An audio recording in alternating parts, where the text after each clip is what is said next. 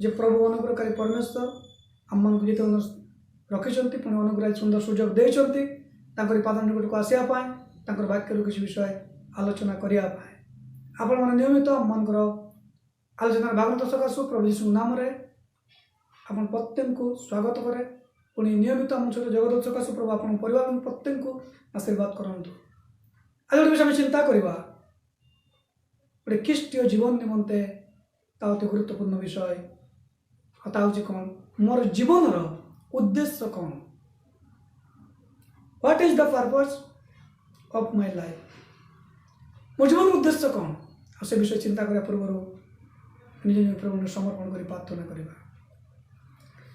प्रिय प्रभु तुम्हार धन्यवाद तुम गौरव तुम प्रशंसा कर प्रभु तुम अनुग्रह तुम्हें सुंदर सुजोग समय देल तोर पाद निकट को आसवाई तोर वाक्य आलोचना करने सुजोग दे धन्यवाद करुच प्रभु वाक्य तुम अटे प्रभु तुम्हें वाक्य कह तो अनुग्रह कर शुणुता प्रत्येक जीवन प्रभु तुम से आत्मार कार्य तुम्हें कर प्रभु तुम गौरव निमंत वंचित अनुग्रह तुम्हें दया कर तुम उपस्थिति धन्यवाद करुच प्रभु आज आलोचना को आम जीवन तुम्हें समर्पण करुच प्रभु शेष पर्यटन परिचालना कर तुम आत्मा द्वारा तुमको परिचालना कर प्रभु समस्त प्रार्थना धन्यवाद दे यीशु तुम उत्सर्ग करुच आमेन।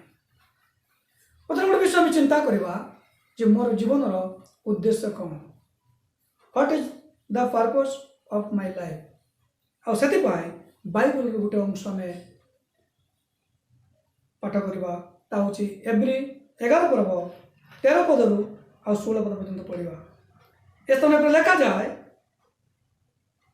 एथि निमंते विश्वास रे प्राणत्याग कले ए समस्त विश्वास रे प्राणत्याग कले से माने प्रतिज्ञात फल प्राप्त हेले नहीं मात्र दूररू ताहा देखि अभिनंदन कले एवं पृथ्वी रे आपण मानक विदेशी और प्रवासी बोली स्वीकार कले कारण जो माने एहीपरि कथा कहती से माने निजर गोटे देश अन्वेषण करियछंती यह प्रकाश करती पुणी जो देश को से माने बाहरी आसीथिले यदि प्रकृत रे से देश को स्मरण करितांते ताहाले से माने बाहुड़ी जीवाकु सुजोग पाई थांता किंतु से माने गोटे उत्कृष्टतर अर्थात स्वर्गीय देशर आकांक्षा करुथले हेतु ईश्वर सेमानको ईश्वर बोली ख्यात होगाकू सेमानको संबंध में लज्जित नुहंती कारण से सेमानको निमंते गोटे नगर प्रस्तुत करियछंती प्रभु प्रकाश करंतु अब्राहम को विषय प्रभु किसी कथा आउ एब्री लेखक लेखती अब्राहम जो प्रकार से देश बाहर की आसिले तेबे विषय किसी लिखुंट किंतु आम गोटे विषय चिंता करवा कि मोर जीवन उद्देश्य कौन तेरे गोटे प्रश्न जे जीवन आम पाइलु कौटू आमर जीवन कौटू आसला अनेक कही पारती पितामाता ठारू आमर जीवन आसी किंतु बाइबल कहे आदि पुस्तक 2 पर्व 7 पदरे जे परमेश्वर भूमि दोली देले आ गोटे आकृति देले आपणार प्रतिमूर्ति रे मनुष्य को निर्माण कले आमनकर आउ नासिकारे से फुंक देले आ मनुष्य जीवित प्राणी है आमनकर जीवन ईश्वर ठाक आसी अनेक लोक मैंने कहते जीवन कहले कौन ना जन्म ठारू मृत्यु पर्यंत किंतु प्रिय भाई भौणी माने जन्म पूर्वर मत आमनकर जीवन अच्छे जन्म पर गोटे जीवन अच्छे मातार गर्भर थिबा समय आमनकर जीवन अच्छे पुणी मृत्यु पर दी प्रकार जीवन अच्छे गोटे अनंत जीवन आ गोटे अनंत नरक बा अनंत मृत्यु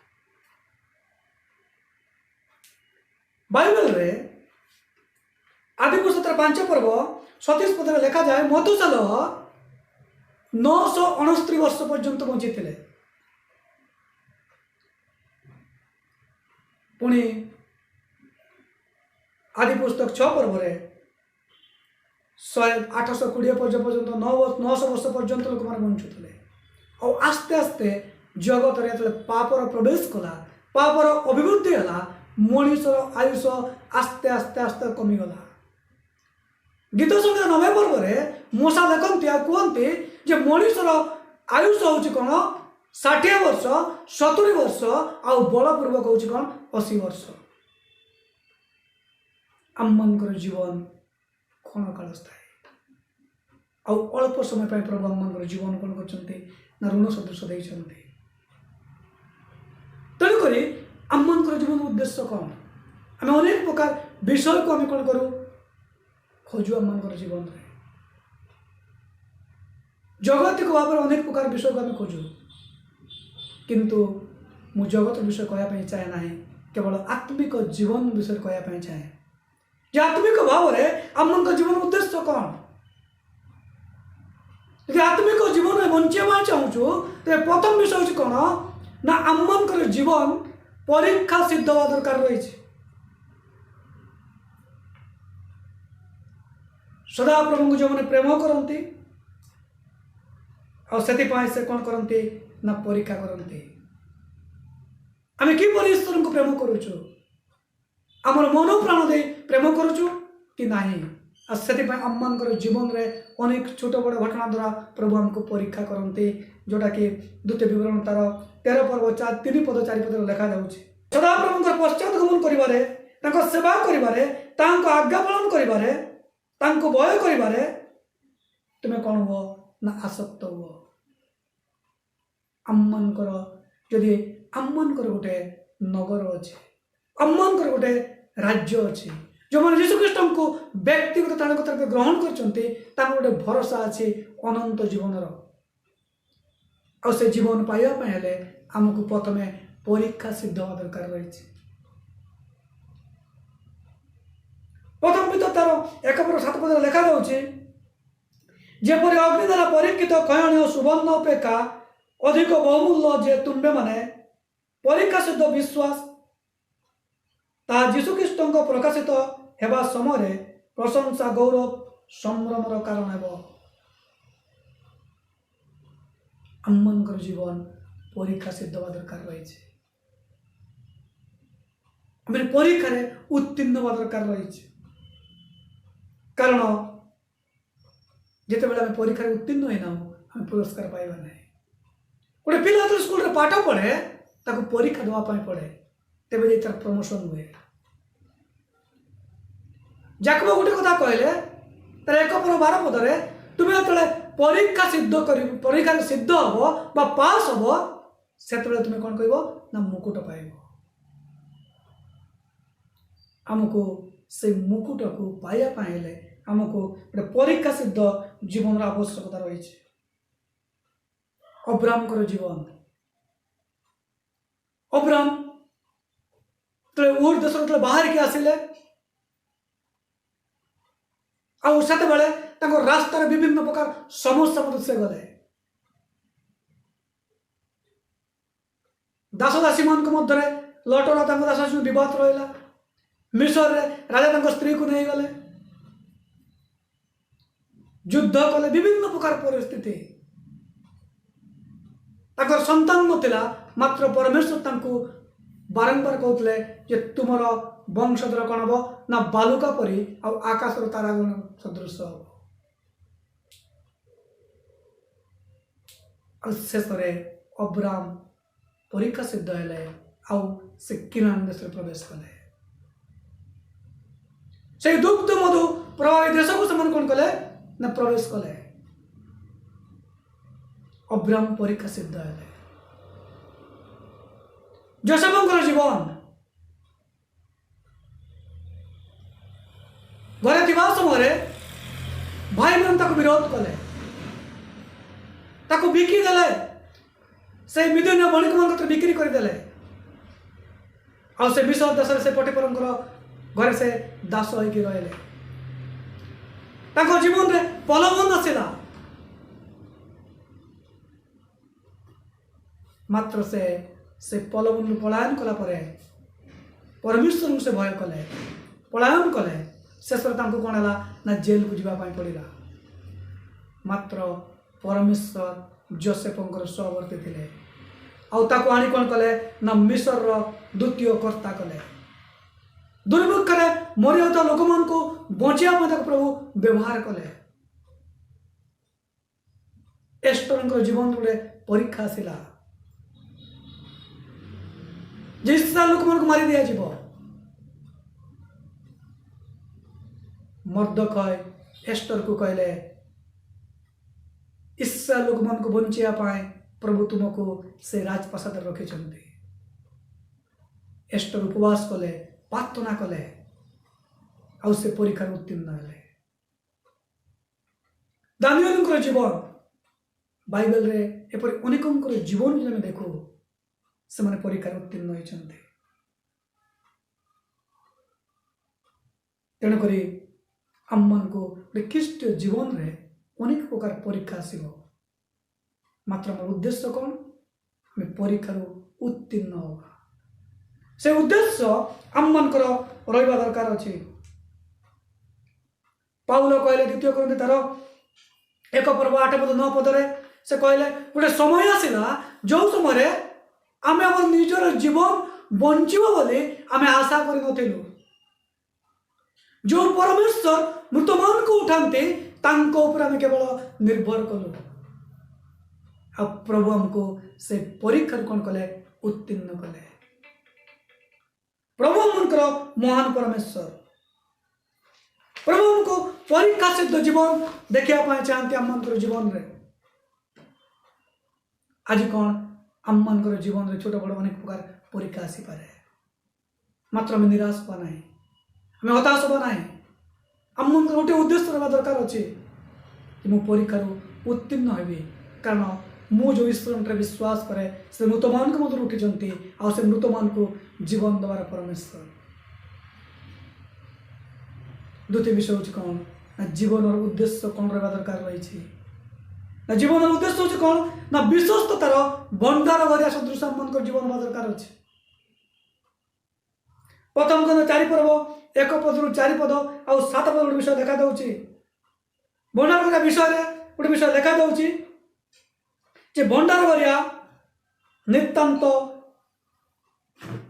आवश्यक जेपरि से विश्वस्त देखा जाए। प्रभु आम मान को भंडार भरिया नियुक्त करिसंती। भंडार भरिया कहले स्टोर कीपर। तेणुक प्रभु आम मान गोटे विश्वस्तता देखा चाहते। गोटे विश्वस्ततार भंडार सदृश हमको देखा चाहते। तेणुक पाउल करंती मंडल कहते तार 4 पर्व प्रथम 4 पर्व 7 पदरे आउ जहाँ दान स्वरूप पाई न हो एपरि तुम्बर कौन अच्छे। पाउल गोटे कथा कहते जे आम मान जीवन आज जहाँ किसी अच्छे को विषय आम बिना दान रे पाइछु कि। किंतु पाउल शेष गोटे कथा कहले तेरे तुम मैंने कहीं दान न पाइला लोक मान परी तुम्हें आज गर्व करुच अहंकार करुच। आम जीवन आज जहाँ कि जहाँ कि आम जीवन अच्छे यदि निश्वास प्रश्वास नौचु या ईश्वर दान बटे। तेणुक आम मान जीवन गोटे विश्वस्ततार भंडार भर सदृश हवा दरकार रही। आमर जहाँ प्रभु निमंते व्यवहार करा दरकार अच्छे। माथ्यू 25 पर्व 14 30 गोटे विषय लिखा जाऊँगी आउ गोटे तड़ा विषय लिखा जाऊँगी। जड़े प्रभु विदेश को गले दास मन को डाकिले जन को 5 तड़ा जन को 2 तड़ा आउ जन को 1 तड़ा देले। कहले तुम्हें बेपार कर वाणिज्य कर मु फेरी आसा पर्यंत। किछि दिन पर किछि वर्ष पर तो प्रभु फेरिक आसिले। जहाँ को 5 तड़ा दि जाइतिला से गोटे कथा कहले कि प्रभु मु 5 तड़ा करी। जहाँ को 2टा दि जाइतिला ताको से कहले कि मु 2टा करी। तेणुक 21 पदरे आ 23 पदरे 2 जन को से प्रभु गोटे कथा कहले बेस उत्तम दास तुम्हें आउ 10टा राज्य को तुम्हें कौन कर राजत्व कर आ तुम्हें दुईटी राज्य पर राजत्व कर। किंतु शेष में पाइथिबा व्यक्ति जे गोटे तोड़ा पाइथिले से थरी थरिकी आसिला आ कहला जे मु आपणकर तोड़ा कौन करिछि माटी तले पुटिकी रखिछि। कारण आप जो बुणती ना से आप काटते जहाँ रखी ना आप उठे नियंते। प्रभु से दास को गोटे कथा कहले जदि तू जानी मु कठोर मु जो बुणे से उठे काटे जो रखे ना मुझे उठे कि निए एवं तू बणिक मान हाथ में कहीं से विषय रखिलु ना मु सुध सुधा को आदाय कर तेणुक गोटे कथा कहले तार से तोड़ा को नियो जार 10 तोड़ा अच्छे ताकू दियो जार अच्छी ताकू दिया जीव जार नहीं ताटू काढ़ी निया जीव आकू से दंतर किड़मिड़ी स्थान नहीं छाड़ीदे। प्रिय भाई भौणी मैंने आज प्रभु आमको गोटे विश्वस्ततार भंडार घर भाव में आम मन जीवन में अनेक प्रकार दान गुड़ी देते क्या सेवा कर दान क्या वाक्य प्रचार करिवार दान क्या प्रार्थना करिवार दान क्या गीत गाइबार दान क्या बजेबार दान अनेक प्रकार दान रे प्रभु हमको परिपूर्ण करिसंते। अन्न को उत्साह करिवार कथा कहिबार दान मध्य प्रभु हमको देइथांते। किंतु आज से दान गुड़ी को किपरि व्यवहार करूछु से दान गुड़ी को किपरि व्यवहार करूछु आज हमर जीवन उद्देश्य कौन रही।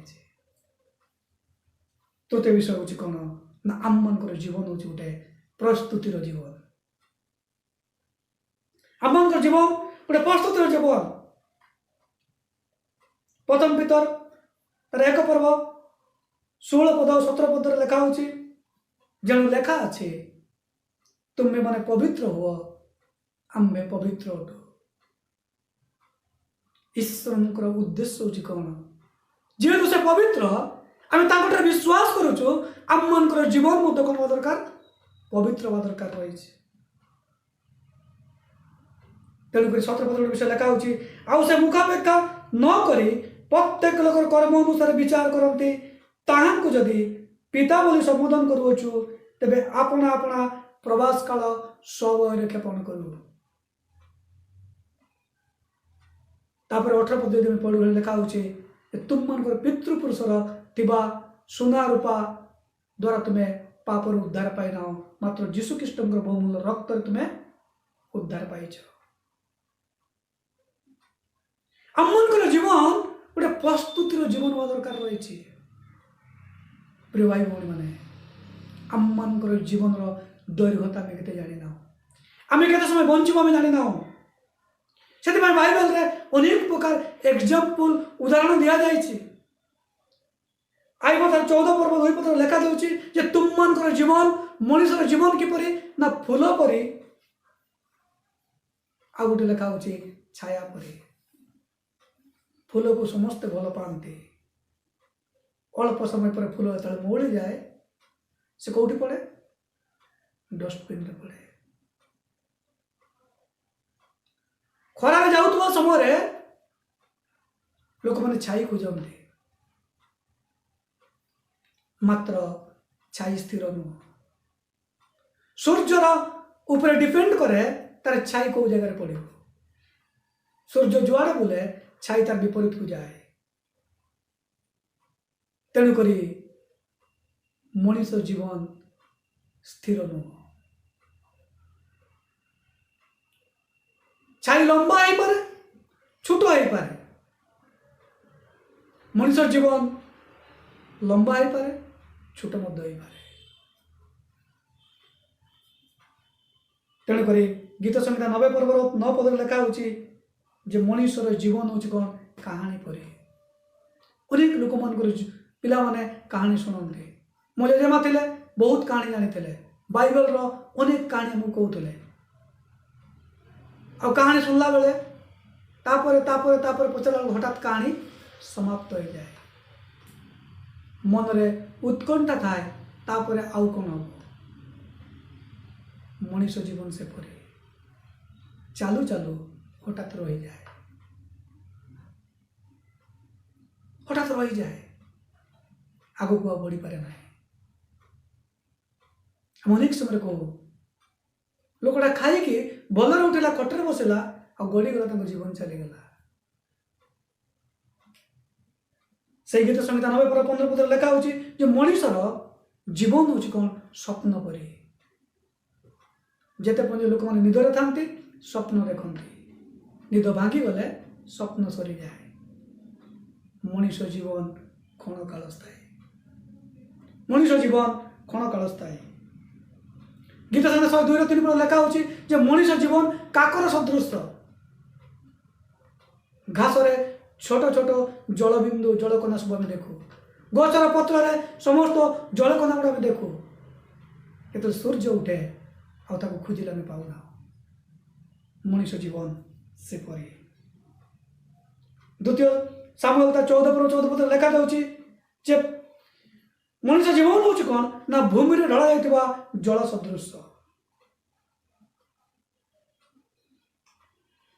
ଯଦି ପାଣିକୁ ମାଟିରେ ଢାଳି ଦିଆଯାଏ ତାକୁ ଆଉ ଫେରେଇକି ଆଣି ହେବ ନାହିଁ, ସେ ମାଟିରେ ସରିଯିବ। ମଣିଷ ଜୀବନ ଥରେ ଚାଲିଗଲେ ତାକୁ ଆଉ ଫେରେଇକି ଆଣି ହେବ ନାହିଁ। ଯାକୁ 4:14 କୁହନ୍ତି ସେ ଯେ ମଣିଷ ଜୀବନ ହେଉଛି ଗୋଟେ ବାଷ୍ପ ସଦୃଶ। ଚା କଲାବେଳେ, ଭାତ ରାନ୍ଧିଲା ବେଳେ, ପାଣି ଗରମ କଲାବେଳେ, ବିଶେଷ କରି ଗୋଟେ ଧୂଆଁ ପରି ଜିନିଷ ପରି ଗୋଟେ ଯାହାକୁ ଆମେ ବାଷ୍ପ ବୋଲି କହୁ। ଏଇ ଥାଳି ବା ହାତ ଆମେ ଦଉ, କିଛି ସମୟ ତାକୁ ପାଣି ଭଳି ଆମକୁ ଲାଗେ, ଆଉ ନହେଲେ ସେ କ'ଣ ହୁଏ? ଉପରକୁ ଉଠିଯାଏ। ଦେଖୁ ଦେଖୁ ସେ ମିଳେଇ ଯାଏ। ମଣିଷ ଜୀବନ ଦେଖୁ ଦେଖୁ ସରିଯାଏ।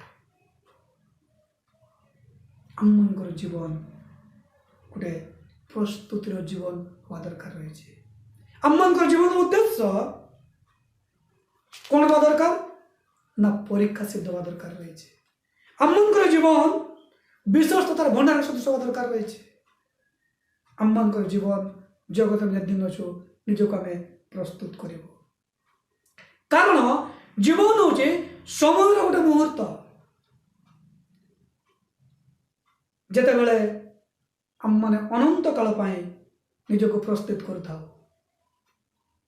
ଜୀବନ ହେଉଛି ସମୟର ଗୋଟେ ମୁହୂର୍ତ୍ତ। ଯେତେବେଳେ ଆମେ ଅନନ୍ତ କାଳ ପାଇଁ ତାକୁ କ'ଣ କରିଥାଉ? ନା ପ୍ରସ୍ତୁତ କରିଥାଉ। ଏହି ସଂକ୍ଷିପ୍ତ କ୍ଷଣଭଙ୍ଗୁର ଏକ ସେକେଣ୍ଡ ମଧ୍ୟରେ, ସମୟ ମଧ୍ୟରେ, ଗୋଟେ ସେକେଣ୍ଡ ମଧ୍ୟରେ ଆମକୁ ଗୋଟେ ସିଦ୍ଧାନ୍ତ ନେବା ପାଇଁ ପଡ଼ିବ। ଆଜି ଆମକୁ ଗୋଟେ ସିଦ୍ଧାନ୍ତ ନେବା ପାଇଁ ପଡ଼ିବ। ଦୁଇଟି ଅନନ୍ତ କାଳ ଅଛି, ଦୁଇଟା ଅନନ୍ତ କାଳ ଅଛି। ଗୋଟିଏକୁ ଆମକୁ ବାଛିବା ପାଇଁ ପଡ଼ିବ। ଆମେ କୋଉଠିକୁ ଯିବୁ?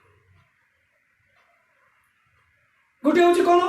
ନା ଈଶ୍ୱରଙ୍କ ସହିତ ଅନନ୍ତ କାଳ ସ୍ୱର୍ଗରେ ବାସ କରିବା, ଆଶୀର୍ବାଦ ଯୁକ୍ତ ଜୀବନ।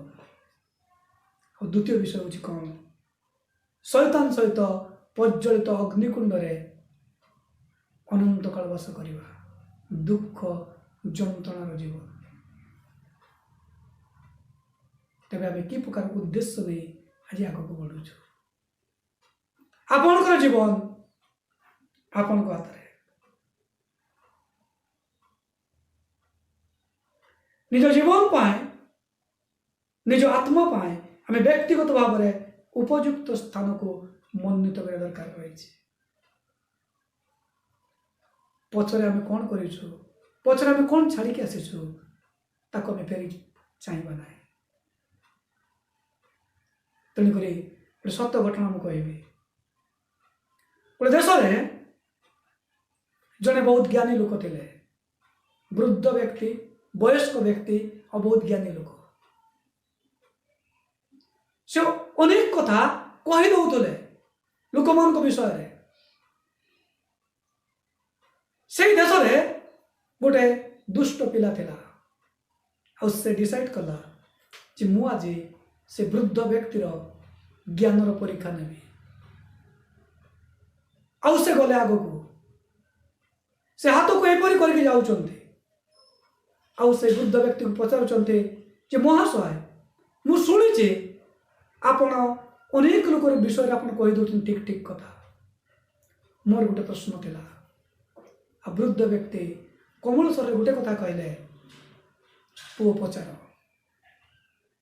आ से पिला हाथ को एमती रखिला आउ कहले जे मो हाथ रे कौन अच्छी आपन कहतु